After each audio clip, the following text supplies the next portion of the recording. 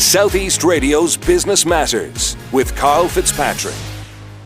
Well, last September, Crystal Valley Tech was established with a view to promoting and supporting the tech sector in the South East.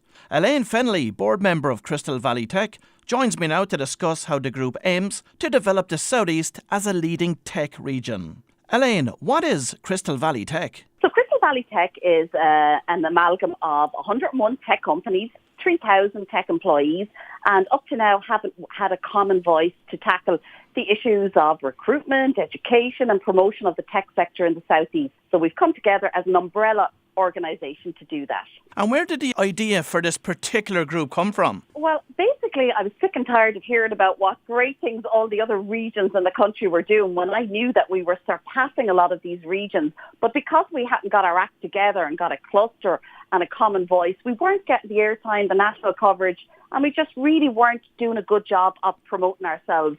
So we decided together, a few general managers of tech companies and the president of WIT, to get together and to sort that out. So we formed Crystal Valley Tech last September. And so how are these companies collaborating for the greater good of the region? So basically, these companies have come together and a lot of them are volunteering their time to be on our board and to join subcommittees. And we're tackling different issues under the streams of promotion, recruitment and education. So a simple example would be we get dozens of CVs into individual companies, and while that company may not have a need for that particular skill at that moment in time, with the candidate's permission, they're sharing of CVs and other initiatives like that. Now, one of the tasks that you've put upon yourself as a group is to build a profile of the South East into becoming one of the world's leading tech hubs. How are you going to go about that? Oh God, that promotion is going to be a really tough one for us to do. But luckily the base is fairly low because we're not doing much of it at the moment. Individual companies are doing great things, but as a common voice, we're not pulling together the region and showcasing the entirety of the skills, the achievements and the wins. So we have loads of things to do. We want to go to job fairs. We want to hold job fairs. We want to do tech showcases. We want to increase the number of tech talks we're doing. We want to work with all of the local agencies like EI, IDA, Chambers of Commerce, and really get our message out there so that we're not the only ones letting everybody know that other people are doing it for us too. Now, you've mentioned some great ideas there, but you need money to get involved in many of those initiatives. Where's the funding for this going to come from? Well, Crystal Valley Tech is a not-for-profit organisation, so the real heavy lifting is being done by the leaders of many of these tech companies who are giving up an awful lot of their time on a weekly and sometimes daily basis to get through tasks. But because there's 3,000 people in the sector, in the whole ICT sector, we've had a huge amount of volunteers into subgroups to come along and to tackle some of the issues. But we've also put together a financial plan where we're going to charge for membership and we're going to charge for some tech events that we're going to run over the next couple of years to bring in, obviously, some funding that we will need. And we're also going to make an application to Enterprise Ireland for regional development funding. Now, Elaine, Ireland currently exports approximately 35 billion euros in terms of ICT each year. How can we increase this figure? And more importantly, how can we ensure that any further growth in this market can be enjoyed by companies located here in the South East? Yeah, that's a really good point. So the biggest curtailment on increasing exports from the South East is the lack of staff. There's a worldwide shortage of tech people, there's a national shortage and there's a regional shortage. So we need to work really, really hard to get people from Dublin, London, Silicon Valley, back to Waterford, back to Wexford, back to Carlow, back to Kilkenny, back to Tipperary.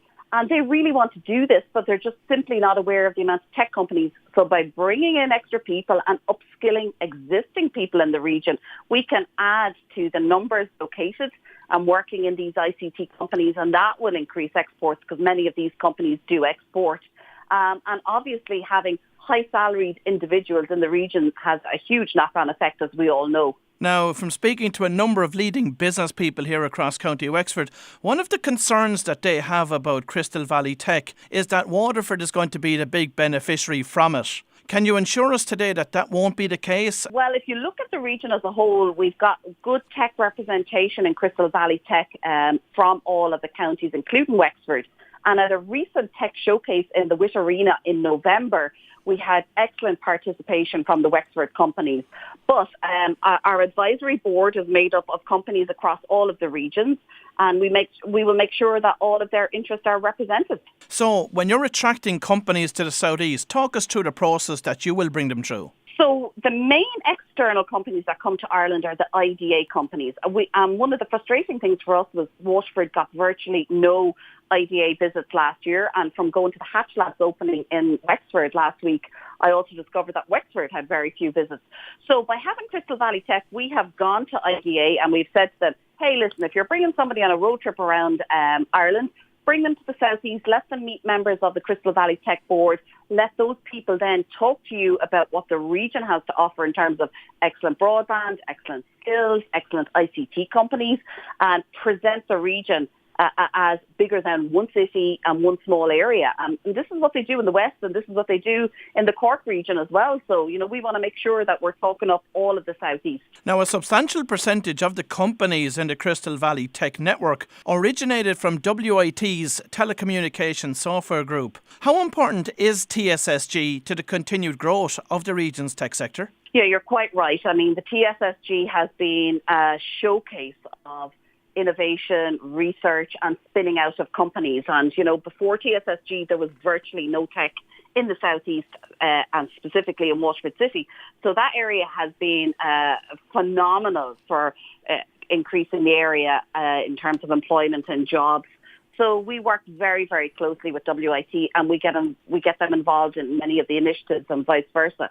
So, for example, WIT are running a springboard course since January this year where you can get a degree free of charge over 24 months and you can do it online.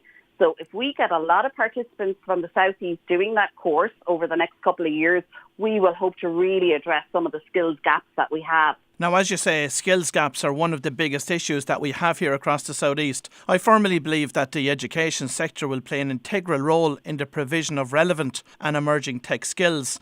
With that in mind, have you been liaising much with IT Carlow and Waterford and other organisations involved in the training sector to ensure that their future programmes will provide a labour force which possesses the skills required by international tech businesses? Yes, we have been tackling the second level students first and foremost, because what we found out is that students pretty much have a fair idea when they go into secondary school of where they want to go. So by tackling TYs and school leavers, it's too late. So our Tech Showcase in November had 3,000 transition year students in attendance, and we were really showcasing what tech was all about, and we were reaching out to their teachers as well and educating them about the phenomenal ICT jobs that exist. And similarly, with third level, we've been doing a huge skills survey is what we're actually in the middle of at the moment. And for the first time, we'll have very, very accurate data to go back to the ICTs with and say, the Institute of Technology, and tell them this is what our tech people have. These are the skills that are in short supply. These are the emerging skills, so that they're designing their courses with some really hard, firm data. And do you see MOOCs, or as they're known, massive open online courses, forming part of the overall solution here? Yeah, I think the traditional go to college, either as a day student or a night student, are just gone out the window. People want the flexibility of doing degrees in different modules, doing it on their own time scale, doing it online. And it's the way of the future. And certainly the Springboard course in WIT since January being online is phenomenal. And also WIT are offering master's courses to people in industry and to people in industry's colleagues in different countries. So there's a huge mix and different types of education being delivered these days. Now, one of the big issues, and you mentioned it earlier in relation to Waterford, we certainly have first-hand experience ourselves in Wexford, is the fact that the IDA have not brought itineraries to the county for many, many years. How are you as a group going to tackle this problem? We actually have seen an uptake in recent months. Since Crystal Valley Tech got formed, I have hosted more visits than I would have in the past couple of years. And I know firsthand how important these visits are. When I finished up in Feed Henry, I hosted an IDA visit from a company called Bluefin Payment Systems, and I actually pitched myself for the job as general manager and got it and managed to open up the first branch of an American multinational in Waterford City that's still there and still thriving. So a lot of the general managers and CEOs that are members of Crystal Valley Tech know exactly how to deal with these visitors and know exactly the questions to be prepped for and to really sell our whole region to them. And Elaine, in your opinion, what else would assist the South East to achieve its potential from a tech perspective? I think what we need to do is make the general public aware. We are concentrating a lot on talking tech to tech people, but we need to reach out to the local newspapers and to the local public and say to them, have you got sons, daughters, brothers, sisters, husbands, wives that are really looking to come back to the region? Well, if so, make them aware of our organisation.